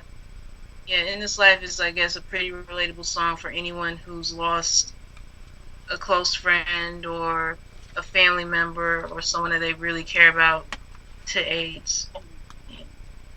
Yeah, I, definitely. be, I believe I believe the government is hiding. I'm like, yo, come on, we got 4K TVs. They're already getting ready to roll out 8K TVs. You mean to tell me they can't find a cure for AIDS? Come on, you know what I'm saying? Like, I just think that they're hiding it. They probably been sitting on the cure for years. And I feel like, if they ever say, like, come out and say, like, oh, we got a cure for AIDS, that's gonna be like probably one of the most sought after drugs on the market, because they know they're gonna make a killing releasing the cure for AIDS. You know what I'm saying? And I feel like they don't want to do that right now. They don't. They really don't want to do that. Nope. Shoot. I just realized that I have the clean version of this album, and there's this track called "Did You Do It." That's the one you didn't have that sticker on it, right? Yeah, Remix. That's the Waiting remix. It's whack though. I mean, it sound like there's two guys on there rapping. yeah, One of the guys sound like Q-Tip. I thought it was Q-Tip, but it's not. That's But what I got too. yeah, it's not Q-Tip, but it's the wait. I don't know why she had a remix for that song on there, but it was whack though. So if you don't have it on your copy, it's just as well. yeah. I heard some of it on Spotify and shit like that. I was like, yeah, I'm glad I got this. Cause I was like, yeah, I think I got the clean version. I know I'm missing one song from that version, so fuck it. That song You is talking about? only. You talking about? Did you I do believe, it? Yeah, yeah. Okay. That song is only on the, I think it's on the Japanese version. It's not on the US version. It wasn't on the tapes. It wasn't on the vinyl. I think it might be on the vinyl, but it wasn't on the CD or the cassette version. that's crazy. Okay. You say did you do it? It's not on there. No, it's not. Yeah, it's out on the Japanese or the Australian version, but it's not on. It wasn't released on the US CD. It wasn't released on the cassette version or the vinyl version. It's only like on the Australia or the Japanese version. But it's whack though. I'm like, why did she put a remix on there? It's not. She's not even on it. She's like on the chorus. She got like two black guys rapping on it. Yeah. I see what you're talking about now. I see. Yeah. The only way you would get it is like you had the explicit version of the vinyl or the CD or the collector's edition, the Australian like collector's edition. So. The digipack with Australia version. Or the digital compact cassette, but I don't think that's anyone's gonna get that anymore. Exactly. Shit. Other than that, we're gonna end off this album with, of course, "The Secret Garden." Very very dope track. A very like jazz, hip hop, house kind of jazz thing, kind of track that's kind of dedicated to her vagina, pretty much. It's actually a dedication to her vagina and masturbation in a weird way. So, yeah, very dope track. I feel like it was definitely What, y'all laughing at me? I didn't get the masturbation part. No. Yeah, that's why I was laughing. Why you throwing that in there? I didn't get that part of it in the song. I mean, pretty much like. I didn't say none of that. I mean, when it comes to like the garden and shit, like pretty much she's talking about her vagina, of course, and shit. So obviously, if she's tributing her vagina and I shit, got that part. Yeah. yeah, if she's tributing her vagina, then sooner or later she's gonna end up touching herself, touching her vagina. So she's gotta be talking about masturbation here and there. That's what I got from it. I mean, she's talking about like you plant the seed, watch it grow, and then I'll start the show. I mean, so that's clearly she's talking about penetration and getting pregnant. I don't. You can't get pregnant off of Yeah. I didn't say she can get pregnant. Shit. Who knows, man? It's a very dirty track. Only Madonna knows she Right. wrote this, so. Yeah, that's The Secret Garden right there. Love that track. Definitely love that track. Nice way to end off the album.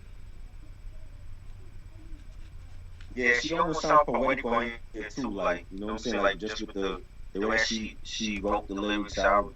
And it's a real jazzy, funky track, nice pianos, nice bass line, the beat was dope. Great way to end the album. Yeah, I definitely agree with you on that. Yeah, Secret Garden. Even though it was a good way to end off the album, it just wasn't a favorite of mine. It was decent to me, so. Okay, I feel you. I definitely feel you. Alright, I don't know, maybe it was 5 minutes. I don't know. Yeah, that's if I had to pick like one issue from this album, I would have to say some of the songs ran longer than it did. Yeah. Yeah. But Trey, what was that one song you said? That was like close to 6 minutes words? Yeah, it was too long. It's like you you should be able to convey your words in like a 3 minute song or 4 minute, like 6 minutes. That's like a Right. almost like a remix. You know, that Mm, the remix is longer than the original version. right. What? No, I mean, she don't have a remix. I'm just saying, like the way that it played out. I'm like that song could have been longer than a remix. And remixes, depending on the artist, they go for like 6, 7 minutes long. And she has a lot of those remixes like that. But I just thought it was way too long for her. Eh, That's what that's what she didn't want. Yeah. But other than that, man, erotica, man. I actually love this album. I'm not gonna front. I actually do love this album. I feel like this is probably her second most underrated album because her first is obviously bedtime stories, which I do. We're gonna have to talk about the albums sometimes very soon and shit. I love like the experimentation she used, definitely with the production. Like she had more of like a new, like I said, a very hybrid of definitely some urban sounds with some house sounds and trip hop and shit. And of course, she made it into her own. I loved how dirty, like some of the like how dirty she was on this album. Like I said, lyrically, this is her best album lyrically, in my opinion. Like everything from the double entendres to like the way she conveyed her words together and whatnot, and just like the visualization of the project. I always felt like it was definitely a dope. A lot of people were kind of expecting like a prayer two or whatnot and shit, but this is what we got with we got this album, and it's definitely a stepping stone when it comes to her career and shit like that. You know what I'm saying? And it's crazy too how this album and Sex was released like within a day of each other and shit like that too. So yeah, man. I'm definitely gonna give this an unprecedented 5 mics.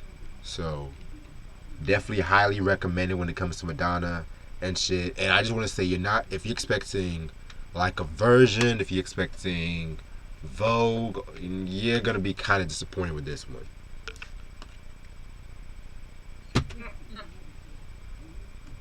Yeah, I definitely feel like I've never heard this album before. Like I never bought the album, couldn't buy the book because I was 13 at the time when that book came out, and I remember when that book came out, it was like they were only selling it behind the register because they didn't want it like out in the open Yeah. where like little kids or like even teenagers could like look at it, and they had like a special lock on the book. Like when you open up like the book, there was like a special lock you have to break off. That's how like expensive this book was. You know what I'm saying? And like listening to the album, and it's like this was like Madonna's dark sexual entrance to her underworld. You know what I'm saying? Like Right. she got out like uh, all of her like her dark, deepest like emotions and thoughts on this album, and talking about like her friends passing away from AIDS, and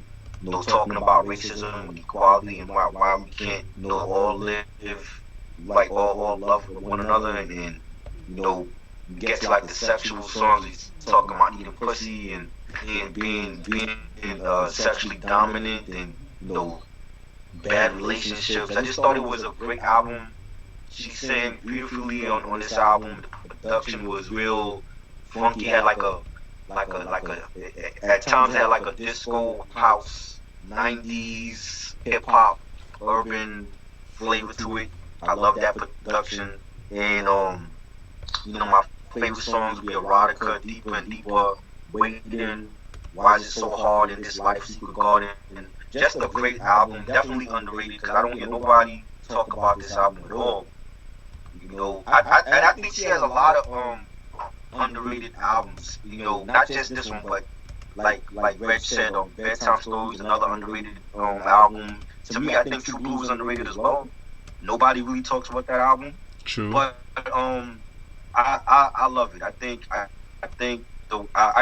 it got slept on because of the controversy with the sex book, and then like her doing like the tour for that album, and wearing the different erotic costume on stage and stuff, and I think that's why I got slept on. But I definitely think it's a great album, and I love it. I would definitely give it 5 mics. Definitely a classic album, classic underrated album from her. And if I think this is her this I think I would say this is definitely her most darkest sexual album by far. Like no like erase anything you've ever seen from her. Like she's had sexual videos before, just to find my love and open your heart. But definitely with this album, this was like by far her most sexual and darkest album in her career. And just for that alone, I think it's a classic album. Definitely love it. Yeah, I definitely agree with you on that. And yo, I'm actually just showing y'all just some pictures of the sex book too, and what to expect from there and shit. Just cause we've been talking about it a lot. So if y'all can see it, sure. Crazy shit. For real. But yeah, I don't want to cut into Ashley because I know Ashley had to say what she wants to say about the album. Okay. Yeah, Erotica was my first Madonna album I've ever listened to, and I'm surprised that it was very underrated, but at the same time, I'm kind of not, because even though she, yeah, I think probably had to do with the fact that she dropped the sex book the next day, and that I guess it wasn't like critically well received in the States versus like overseas, everyone was loving it, Right. which was crazy. But yeah, yeah, but I really feel like this album really is an underrated one at that. And my favorite songs off this album are "Fever," "Bad Girl," "Waiting," um, what else? "Words," "Rain," "In This Life." Yeah, yeah, those are my favorite songs off this album. And yeah, I would give this album 5 mics as well. Okay. Okay. Bad. So and this album was actually re-released. I want to say for its 25th anniversary in 2016, 2017, one of them years and shit. So if y'all can find it, must have your collection. All right. So I have a few announcements I'm gonna make before I get into this little story. So pretty much this is going. I'm gonna take a little break from YouTube after this review and shit like that. Probably for like a good month, like I always do every year. Um, and so I'm just gonna like regroup and revamp some shit happening and whatnot. And pretty much while I'm on my break, just gonna get some new shit out the way. Like I mentioned before, I'm getting ready to film this second episode of the Beef series, so y'all be on the lookout for that. Um, Also this year, I'm also gonna like review certain albums I recorded from 2013 to 2015, and just let you know, I already got like the first album. I already got the first album I'm gonna review and shit like that, which I'm gonna keep under the wraps for right now. But it's for the first 6 months of this year, I'm gonna do hip hop albums. Then for the last 6 months of the year, I'm gonna do R&B albums I reviewed and shit. So I feel like that should be interesting and whatnot. Also, I know a lot of people are asking me to review certain albums. I still got y'all. I'm still looking. I just had to catch up on a few albums I had to review. Now I'm caught up at the moment, so that also gives me time to go on break. I know Christian. I know I mentioned that Sticky Fingers review. It's gonna come. Trust me, it's coming. Trust me. So yeah, man. I also want to do like a lot more diversity, cause I feel like this year I want to do like a lot more Southern hip hop albums reviews. Like I know Try, you mentioned David Banner's Mississippi, the album you want to talk about at one point. Yeah. Yeah, I know that shit gonna be hot. That shit's gonna be hot. And also I definitely have a few new ideas I want to try out too for you guys and shit. Like I mentioned before, I gotta show y'all something.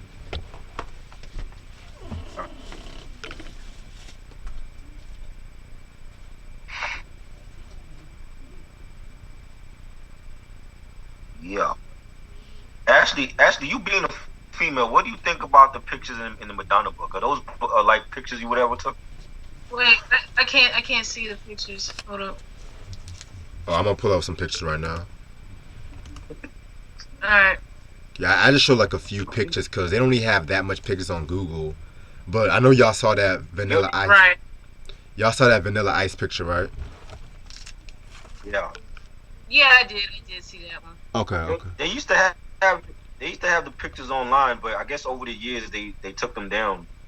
Not Took them surprised. down. Yeah. Yeah, No. not surprised. Yeah, but yeah, while I pull up the pictures, check this shit out. Oh yes, I had that. That was the winter. What do you call it? The winter edition or something like that. Yeah, the winter edition and shit. What is That was it? that Mary Jane with the all white on and shit. Yeah, this is My Life Mary What too. was it? Yeah, This is the source issue of I Mary can't J. see that. that's a great issue. Can you see it now? Wait, hang on. Hang Hold on. Yeah, like I'm trying to do this I like. mean, all I see is the computer screen, but I don't see like what you were just showing. All right, try now.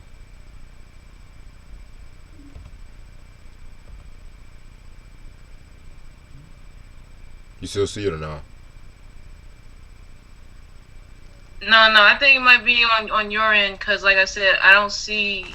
I mean, I see like your computer screen of like some of the stuff that we were just mentioning, and but Oh, okay. try something. Okay. I see what you're saying.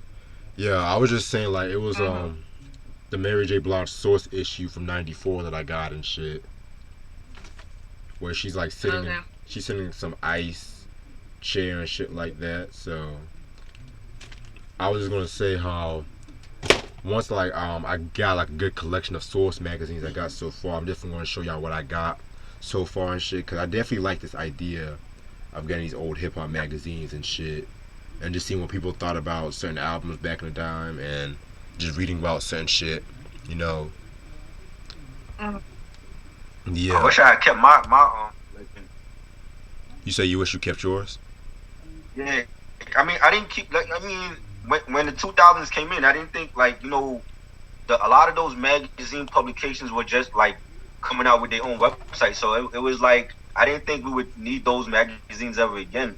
So like all of those source like issues and vibe issues, I had like rap pages and all. I threw all of those like magazines out. You know what I'm saying? But a lot of those source magazines, like the classic ones that you have, I had those. So, but I didn't think we would need them again once we got the internet. Yeah, man. Like it's just that I've always been interested in having like a source collection, but after like 2002, I'm kind of iffy about certain source issues and shit. Cause you know Right. the whole Benzino Eminem feud kind of and shit, but yeah, I have a few. I even have a collection of old Jet magazines from like the mid to late 2000s and shit. So I might show that one day too. And Oh. so yeah, man. I just felt like this is pretty like a dope way and shit like that. See what people think about some source issues and whatnot. And that's all I'm gonna show y'all for right now. So stay tuned on that. Also, am I missing anything? Who's making trouble? Samuel. He said making trouble. Oh, that's the Ghetto Boys' first album, but not like the Scarface, Willie D, and Bushwick Bill incarceration, like the early Ghetto Boys and shit. Jaheim aunt died from AIDS. Oh wow, That's that's crazy. crazy. I didn't know that. Yeah, was it recently? I don't know. I don't know nothing about Shaheem's family history or nothing like that. I didn't know that. He said Shaheem's aunt died from AIDS. Rest in peace. Oh, yeah, rest in peace. Speaking of rest in peace, also rest in peace to Neil Peart, drummer from Rush and shit like that. Rest in peace to him. He died, if I'm not mistaken, I think he died this past Saturday or Sunday and shit. So Yeah, brain cancer. yeah, I heard about that. Yeah, next to John Bonham and Keith Moon, this Neil Peart is definitely one of the best drummers in history of rock music and shit. But yeah, Yeah, we talked about the Rock and Roll Hall of Fame inductees because Oh, I think it's a travesty that Whitney Houston and Biggie Smalls and Shaka Khan and Rufus didn't make the top five, but you got the Dewey Brothers and like, come on, you know what I'm saying? Like, we can't get an African American in the top five. oh man, like I'm gonna look at the 2020 nominations. Let me see. Mr. Whitney Houston missed the cutoff, and come on, like Whitney got to be in there. At least I wanted Whitney. Yeah. I voted for Whitney and to be in there. See, sometimes folks voting doesn't count. They don't care about your vote. Sometimes it don't count. Sometimes it don't make sense to vote. I mean, I voted a couple times for Biggie and for Whitney and for Rufus to be in there, and none of them made it. But you inducted Dewey Brothers. You know what I'm saying? Like Dewey Brothers is, but I think we need more people of color in the Rock and Roll Hall of Fame. And for whatever reason, they feel like Whitney Houston's not a first ballot, which is crazy to me. Shit. Low-key, I'm not even surprised that they're like shading Whitney when it comes to the Rock and Roll Hall of Fame and shit. Cause I mean, it's the Rock and Roll Hall of Fame, but let's see who they got this year. Let's see. Nominees: Pat Benatar. Okay. Dave Matthews Band. Depeche Mode. I was Depeche Mode. I understand their influence, but not a big fan. Doobie Brothers. They alright. They alright. Whitney Houston. Okay. Judas Priest. Kraftwerk. I always thought Kraftwerk was already in the Hall of Fame, but okay. MC5. Yes. Okay. Motorhead. Okay. Nine Inch Nails. Hell fucking yes. Biggie. Okay, I'm just gonna say this once, and I'm gonna say it once and for all. And this might be very controversial. I love Biggie.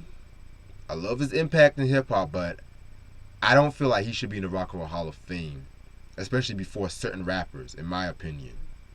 And I'm saying this as an honest, just being honest hip hop head, because the fact that LL Cool J to this day is still not in the Rock and Roll Hall of Fame is I'm just kind of indifferent about that. But like I said, I love Biggie, I love Pac, but I just feel like they should not be inducted before LL, in my opinion. They put LL on the ballot this year. He after like not making the failing to be in the top five the last 2 years. He wasn't even on the ballot this year. So they're gonna wait till he dropped dead to put him on here.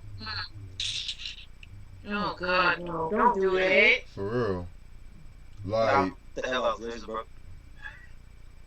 even oh, happy birthday, LL. Happy birthday. Go. Even Eric B and Rakim, they were in the nominations I think for 1 year and then never again. Right, exactly. And shit. What happened if you could like? And the thing is, if they refuse Biggie now, it's gonna be harder for them to get in later. You got Outkast coming up for induction. You got Wu-Tang Clan. You got I think Dr. Dre like by himself. Yes. A lot of like these artists coming up. You can't revoke Wu-Tang and Outkast on first ballot. You know what I'm saying? Hell, if there was Dr. Dre as a solo artist, that's definitely something I can see in the future, to be honest. Outkast, definitely in the future, especially this decade. I can see that. Wu-Tang, maybe yes, maybe no. And the reason why I say that is because I feel like, certain hip-hop, the Rock and Roll Hall of Fame, they try to avoid and shit. Because you realize that up to this day, I'm just going to put it blunt, but as much as I love KRS-One, he's never going to be in the Rock and Roll Hall of Fame. In my opinion. That's why we have our own being built. We got our own Rock and Hip Hop Hall of Fame being built for 2023. Exactly. So we can induct our own one. So we gotta go through the voting and the bullshit and politics of the Rock and Roll Hall of Fame. We got our own hip hop museum coming, so that's where he'll be inducted at. Okay. Alright. Let's see who the rest of the artists are. Rufus featuring Shaka Khan. Okay, yes. Yes, Rufus, okay. Todd Rundgren. Very underrated. He should have been on the Rock and Roll Hall of Fame, in my opinion. Soundgarden. Okay, I can't get mad about that. T-Rex. Never really listened to the music like that. And last but not least, Thin Lizzy. hell fucking yeah, they should have been. See, like, I know it's like a lot of people in color and shit like on the Hall of Fame this year and stuff, you know. But if I was to pick three that they would already pick, that would be Pat Benatar, Doobie Brothers, and I would also say Kraftwerk if I had to pick three and shit. I feel like they'll pick Biggie just to pick Biggie and stuff, just to satisfy the hip hop crowd. Sam said, I want Luther Vandross and Teddy Pendergrass in the Rock and Roll Hall of Fame. Okay, I can't get mad about that, yeah. But if you're gonna induct, I mean, at some point they might. Yeah. Yeah, but then I don't know. It's like they're not eager to recognize those artists. If you're gonna put Teddy, then you're gonna you have to put Hell Melvin in the Blue Notes, in my opinion. Yeah. But okay, yeah. But yeah, fuck the Rock and Roll Hall of Fame because this is all some bullshit. There's some rock and roll propaganda and shit, but it is what it is. Also, I think another hip hop artist I feel like should definitely be on the Rock and Roll Hall of Fame, Houdini.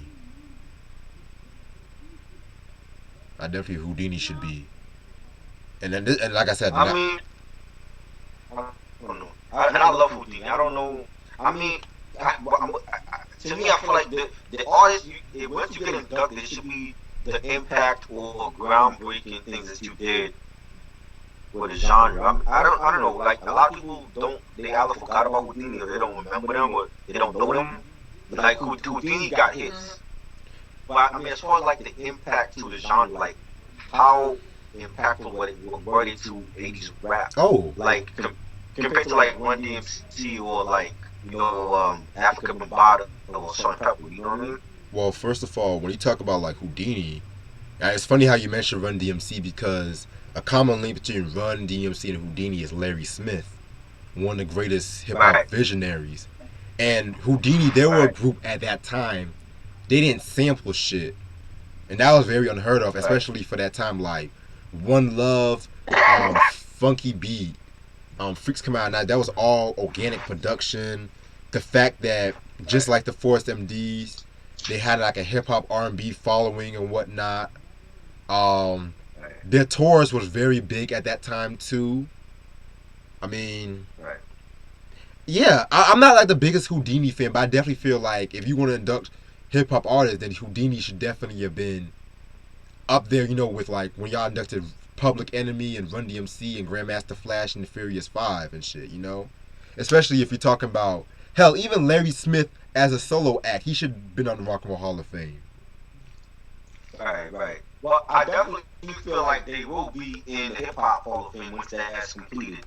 They definitely will be in there because I think that museum is going to focus on and pay tribute to the 80s or a lot of the 80s rap artists and then the golden era of the 90s. But I definitely feel like Houdini will be in the hip hop room. I don't know about the rock and roll room though. True. All right. I just got news from Christian. So guess who Lifetime is making a movie about next? Yeah. Salt and Pepper. Oh God. Y'all know what that means. That means that they'll do the first half talk about the music, and the second half Pepper and Tretch's relationship, pretty much. I can only imagine who's playing Salt and Pepper. I can only imagine who's playing Tretch. They better see. They're gonna do my nigga wrong. They're gonna do my nigga Tretch wrong and shit in that whole movie. Fuck. Salt and Pepper should be ashamed of themselves for kicking Spinnerella out the group and not pay that woman. That's what your DJ. That's everybody knows who she is. Preach. The problem with this generation, they don't know what a DJ is. A DJ is not college. Okay, a DJ is Funk Master Flex, Chuck Chill Out, Kid Capri, Spinnerella, Coco Chanel. Those DJ Scratch. Exactly. DJs that they have to carry their crates of records to the next venue that they were going to perform at. Hell, Biz Markie. All this other bullshit. For real. You know what I'm saying? like pay that woman. Like Spinderella's part of the group. Like I don't understand why they got rid of a DJ before her, and Yep. then brought in Spinderella. They got rid of Spinderella after all these decades. That makes no sense. For real, like, Over money, oh, man. and the biopic is 3 hours. Yeah, you know what? You know what? Yeah. Hold Yeah, up. you know what? When I went to that mixtape concert last year, I Right, thought Spinderella was gonna be on that tour with them. right. No, they got rid of her. So they don't want to Yeah, pay they her. got They rid don't of want to way pay her. before they even went on tour. Yeah. They don't want to pay her the money, and it's like that's part of the group. Like just like Jam Master Jay was part of Run. I don't ever think of Run DMC without Jay Right. because it was always about the DJ and the. You know what I'm saying? It's like pay that woman. That's your DJ. Are they that greedy for money that they don't want to pay her? I don't understand that. Shit. Like, ugh. When you think of EPMD, you think of Eric Who? Parrish and Smack. When you think of Run DMC, you think of Run DMC and J. When you think of Gangstar, Gangstar's not just Guru. You think of Guru and Premier. You know what I'm saying? It's like you can't have without the DJ, there will be no group. You know what I'm saying? The For DJ real. is an important piece of the because you have to get as the DJ, you get the crowd warmed up before the group even the rappers even come out on stage. The DJ is the most important part of that's a part of the elements of hip hop. Like how do you not pay the DJ? I don't get that. Shit. Lifetime's also doing a biopic on the Clark sisters too. Oh man. Oh my god. What the fuck? Lifetime, I'm staying away from Lifetime. No Lifetime for me. I'm good. Shit. Not the Clark sisters. What? Who the fuck is next? Angie Stone? Like, Oh god, don't say that. Don't say that. no. Let's go down the list. I could use a Cheryl Pepsi Riley fucking biopic for Lifetime and shit. Like, how Tyler Perry executive produced that shit. Mm. No, they were gonna do that on her. They probably might do that on TV One or BET. Hell, TV One's even worse. Y'all saw what that Barbie DeBarge biopic? Y'all saw that shit. Yeah, I saw. Y'all saw that fucking shit. Yeah, I watched it. Oh. Yeah. That shit is like a low budget Tyler Perry movie, and that a low budget Tyler Perry ripoff movie. Let's just say that. I am high. Mm. But yeah, let me tell y'all this quick story before I call my mom and shit before she sleeps. So pretty much I was trying to smash this girl a couple of weeks ago and shit. And she was trying to be like, I think she was trying to say some shit like, if I wanted to have a threesome with her and her boyfriend. I was like, what? What? She was like, if I want to have a threesome with her and her boyfriend, pretty much. And you know me, I'm never no one side nigga, pretty much. So I was like, nah, I'm straight. I'm good on that shit. Like, ugh. Like, that's one thing I'll never do. I never have a threesome with a nigga involved. It has to be two girls and shit when I'm having my threesomes and shit, man. That's. I don't want to see another. Nah. Mm-mm. And I just cut her off right and then and there because she didn't even tell me she had a boyfriend. What the? Oh my god. I'm telling you, man. That happens, man. Tell you, man, these females are dangerous. Like what's your boy said? What's your boy say? Try can't trust a big butt and a smile. Like, Ricky Bell. True shit ever. Yeah. Yep. You know, a lot like niggas do. true. Also, Ashley, I know you been. Ashley, you mean to tell me you never let lots of niggas? Wait, say it again. I said you never lied to a nigga. You never told a nigga that you had a boyfriend, or you never told a nigga that you were single but you had a boyfriend. No, I never did that. Even when I was in a relationship, I let it be known that I was already I already had somebody. Yeah. So you've been faithful in every relationship. You never lied or nothing.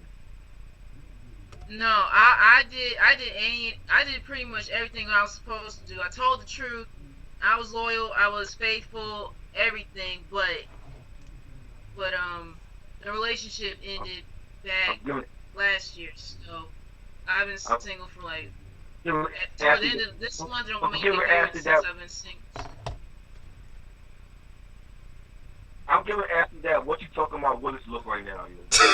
What you talking What? about, Willis? Chill. What you talking about? What you talking? That was a lie. You ain't never lied at all. You ain't never been serious to cheat or anything like that. You just been a simp in your relationships. No, never. Well, you're one of the good ones. Majority, a lot of women, they lie like niggas, or even better. So, No, props to but the you. thing is, I always get the short end of the stick. Like I'm the one that's been done wrong, All right. Sure. and I know it wasn't my fault. So yeah. Shit. But anyway, other than that, y'all, it's about that time I gotta head out and call my mom because before she sleeps, or she'll call me. Um, my, Mm-hmm. I'm definitely had a dope review and shit. This was a very interesting review. Um, Again, this is not for the usual conventional Madonna fans. This is Dita. This is pretty much Dita right here. This is Erotica. Must have your collection. Um, and like I said, I'm just gonna end this off with one bit. For all the females bragging about their own, make sure you clean your own. I'm just gonna leave that there for the moment. Other than that, I'm gonna have a good hiatus. Thank y'all so much for this review. Hope y'all have a good night and Mm-hmm. shit. Peace. All right.